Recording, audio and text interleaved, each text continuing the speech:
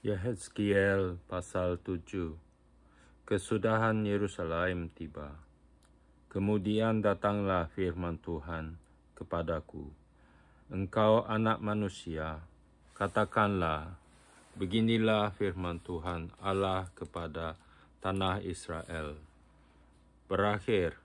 Berakhirlah keempat penjuru tanah itu.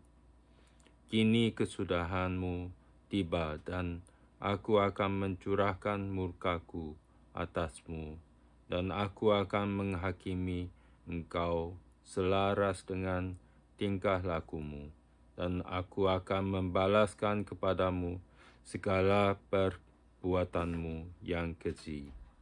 Aku tidak akan merasa sayang kepadamu dan tidak akan kenal belas kasihan, tetapi aku membalaskan kepadamu selaras dengan tingkah lakumu, dan perbuatan-perbuatanmu yang keji akan tertimpa atasmu.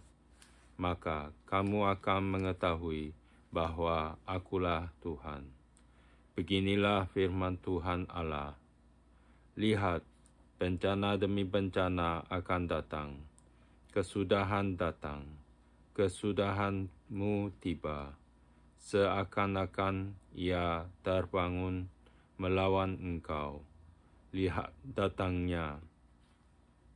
Malapetaka datang atasmu, hai penduduk negeri. Waktunya datang. Saatnya tiba. Hari huru-hara, bukan tempik sorak di atas gunung-gunung.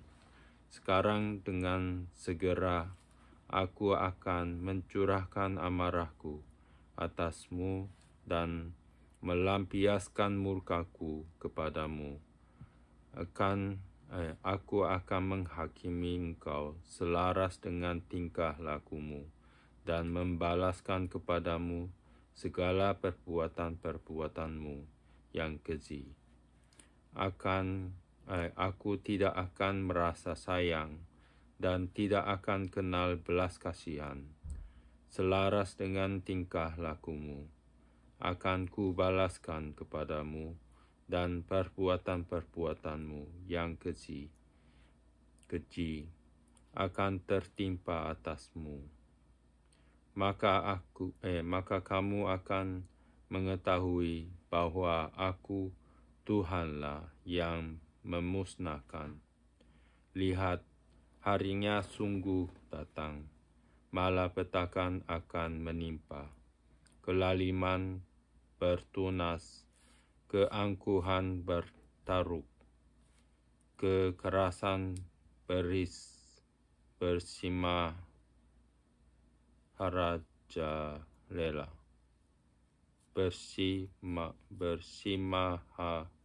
Rajalela yang menjadi penopang segala kejahatan.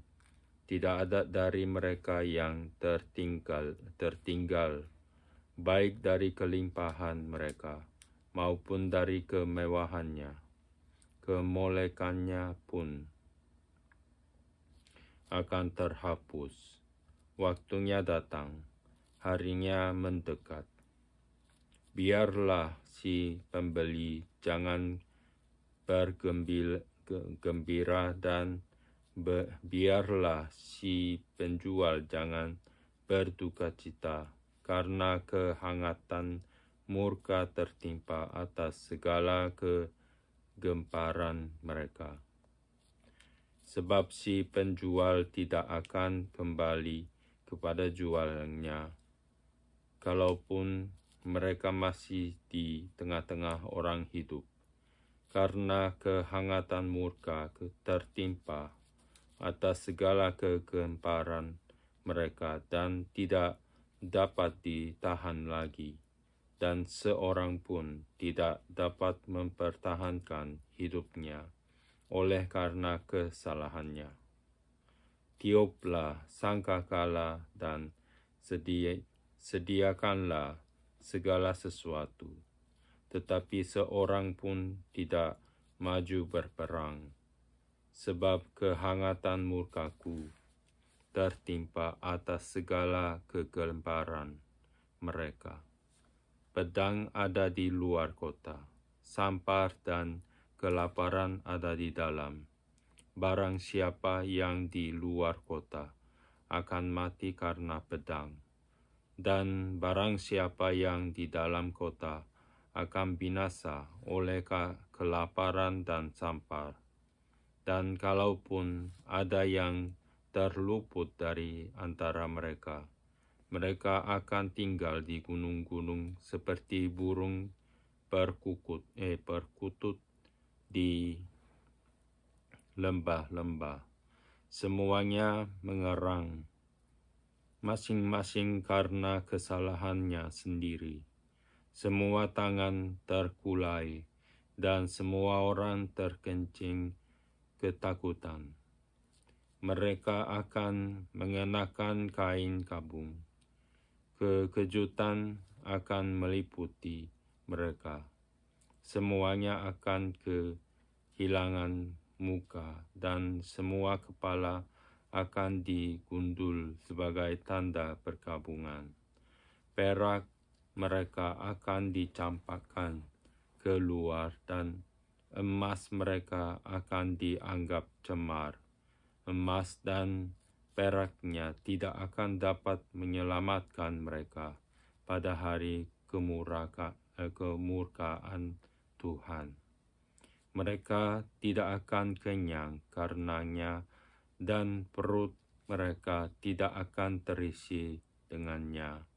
Sebab hal itu menjadi batu sandungan yang menjatuhkan mereka ke dalam kesalahan. Mereka menghiasi dirinya dengan emas dan peraknya, dan permainan perhiasan ini membawa mereka dalam kecongkakan. Dari emas dan perak itu, mereka membuat patung-patungnya yang keji dan dewa-dewanya yang menjijikkan. Oleh sebab itu, aku akan menjadikan emas dan peraknya cemar bagi mereka. Aku akan menyerahkannya menjadi rampasan di tangan orang-orang asing, dan menjadi jarahan bagi orang-orang fasik di bumi ini, dan mereka ini akan menajiskannya. Aku akan memalingkan wajahku daripada mereka. Perampok-perampok akan menajiskan rumahku yang berharga. Mereka akan masuk ke dalamnya dan menajiskannya, serta memusnahkannya. Sebab negeri itu penuh hutang darah, dan kota itu penuh kekerasan. Aku akan membiarkan datang bangsa-bangsa yang paling kejam, dan bangsa-bangsa ini akan mengambil rumah-rumah mereka menjadi miliknya. Aku akan mengakhiri kecongkakan mereka yang ditimbulkan kekuatan mereka itu, dan tempat-tempat kudus mereka akan dinajiskan. Ketakutan datang, dan mereka mencari keselamatan, tetapi tidak ada. Bencana demi bencana akan datang, kabar demi kabar akan tersiar. Mereka akan menginginkan suatu penglihatan dari nabi, pengajaran hilang lenyap dari imam, dan nasihat dari tua-tua. Raja akan berkabung, dan pemimpin akan diliputi kekagetan, dan tangan seluruh penduduk negeri itu menjadi lemas ketakutan. Aku akan berbuat terhadap mereka selaras dengan tingkah lakunya, dan aku akan menghakimi mereka selaras dengan cara mereka menghakimi. Dan mereka akan mengetahui bahwa akulah Tuhan. Pasal 8. Berhala kekejian yang ada di dalam bait Allah. Pada tahun ke-6, dalam bulan yang ke-6, pada tanggal 5 bulan itu, waktu aku duduk di rumahku berhadap-hadapan dengan para tua-tua Yehuda, kekuasaan Tuhan Allah meliputi aku di sana, dan aku menerima penglihatan. Sungguh ada kelihatan yang menyerupai seorang laki-laki, dari yang menyerupai pinggangnya sampai ke bawah kelihatan seperti api, dan dari pinggangnya ke atas kelihatan seperti cahaya, seperti suasa mengkilat. Dia mengulurkan sesuatu yang berbentuk tangan, dan dipegangnya jambul kepalaku.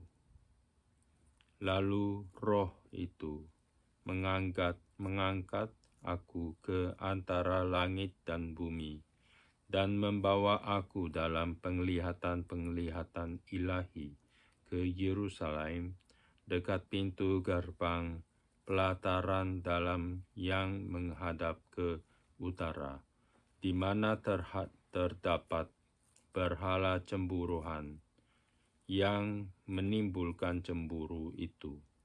Lihat, di sana tampak kemuliaan Allah Israel, seperti penglihatan yang kulihat di lembah itu. Firman-Nya kepadaku, hai anak manusia, lihatlah ke utara. Aku melihat ke utara, sungguh di sebelah utara gerbang Mezbah, dekat jalan masuk, terdapat berhala cemburuan tadi. Firman-Nya kepadaku, hai anak manusia, kau lihatkah apa yang mereka perbuat, yaitu perbuatan-perbuatan kekejian yang besar-besar yang dilakukan oleh kaum Israel di sini, sehingga aku harus menjauhkan diri dari tempat kudusku. Engkau masih akan melihat perbuatan-perbuatan kekejian yang lebih besar lagi. Dan di bawahnya, aku ke pintu pelataran. Aku melihat, sungguh ada sebuah lubang di dalam temboknya. Firman-Nya kepadaku, hai anak manusia, perbesarlah lubang yang di tembok itu. Sesudah aku memperbesar lubang itu, lihat, ada sebuah pintu. Firman-Nya kepadaku, masuklah dan lihatlah perbuatan-perbuatan kekejian yang jahat yang mereka lakukan di sini. Lalu aku masuk dan melihat, sungguh segala gambar-gambar binatang melata dan binatang-binatang lain yang menjijikkan, dan segala berhala-berhala kaum Israel terukir pada tembok sekelilingnya, dan di hadapannya berdiri 70 orang tua-tua kaum Israel, dengan Yazania bin Safan di tengah-tengah mereka, dan masing-masing memegang pokor ukupannya di tangannya, dan keharuman dari asap ukupan itu naik ke atas. Firman-Nya kepadaku, kau lihatkah, hai anak manusia, apa yang dilakukan oleh tua-tua kaum Israel di dalam kegelapan, masing-masing di dalam kamar tempat ukiran-ukiran mereka. Sebab mereka berkata, Tuhan tidak melihat kita. Tuhan sudah meninggalkan tanah ini. Ditambahkannya lagi, engkau masih akan melihat perbuatan-perbuatan kekejian yang lebih besar lagi yang mereka lakukan. Lalu dibawanya aku dekat pintu gerbang rumah Tuhan yang di sebelah utara. Sungguh di sana ada perempuan-perempuan yang menangisi dewa Tamus. Firman-Nya kepadaku, hai anak manusia, kau lihatkah apa yang mereka perbuat? Engkau masih akan melihat perbuatan-perbuatan kekejian yang lebih besar lagi daripada ini. Kemudian dibawanya aku ke pelataran dalam rumah Tuhan. Sungguh dekat jalan masuk ke bait Tuhan, di antara balai bait suci dan mezbah, ada kira-kira 25 orang laki-laki yang membelakangi bait Tuhan dan menghadap ke sebelah timur, sambil sujud pada matahari ke sebelah timur. Lalu firman-Nya kepadaku, kau lihatkah itu, hai anak manusia? Perkara kecilkah itu bagi kaum Yehuda untuk melakukan perbuatan-perbuatan kekejian yang mereka lakukan di sini, bahwa mereka memenuhi tanah ini dengan kekerasan dan dengan itu terus menyakiti hatiku. Sungguh mereka berkelakuan tak senonoh di hadapanku. Oleh karena itu, aku akan membalas di dalam kemurkaanku. Aku tidak akan merasa sayang dan tidak akan kenal belas kasihan. Dan kalaupun mereka berseru-seru kepadaku dengan suatu yang nyaring, aku tidak akan mendengarkan mereka. Pasal 9. Orang-orang fasik di Yerusalem dibunuh. Lalu aku mendengar dia berseru dengan suara yang nyaring, maju kemari, hai yang harus menjalankan hukuman atas kota ini, masing-masing dengan alat pemusnah di tangannya. Lihat, 6 orang laki-laki datang dari jurusan pintu gerbang atas yang menghadap ke utara, masing-masing dengan alat pemukul di tangannya, dan 1 orang di antara mereka berpakaian lenan dan di sisinya terdapat suatu alat penulis. Mereka ini masuk dan berdiri di samping mezbah tembaga. Pada saat itu, kemuliaan Allah Israel sudah terangkat dari atas kerub, tempatnya semula, ke atas ambang pintu bait suci, dan dia memanggil orang yang berpakaian lenan dan yang mempunyai alat penulis di sisinya. Firman Tuhan kepadanya, berjalanlah dari tengah-tengah kota, yaitu Yerusalem, dan tulislah huruf T pada dari orang-orang yang berkeluh kesah karena segala perbuatan-perbuatan keji yang dilakukan di sana. Dan kepada yang lain-lain aku mendengar dia berfirman, ikutilah dia dari belakang, melalui kota itu dan pukullah sampai mati. Janganlah merasa sayang dan janganlah kenal belas kasihan. Orang-orang tua, teruna-teruna dan dara-dara, anak-anak kecil dan perempuan-perempuan, bunuh dan musnahkan. Tapi semua orang yang ditandai dengan huruf T itu. Jangan singgung, dan mulailah dari tempat kudusku. Lalu mereka mulai dengan tua-tua yang berada di hadapan bait suci. Kemudian firman-Nya kepada mereka, najiskanlah bait suci itu, dan penuhilah pelataran-pelatarannya dengan orang-orang yang terbunuh. Pergilah, mereka pergi keluar dan memukuli orang-orang sampai mati di dalam kota. Sedang mereka memukuli orang-orang sampai mati. Waktu itu aku tinggal di belakang.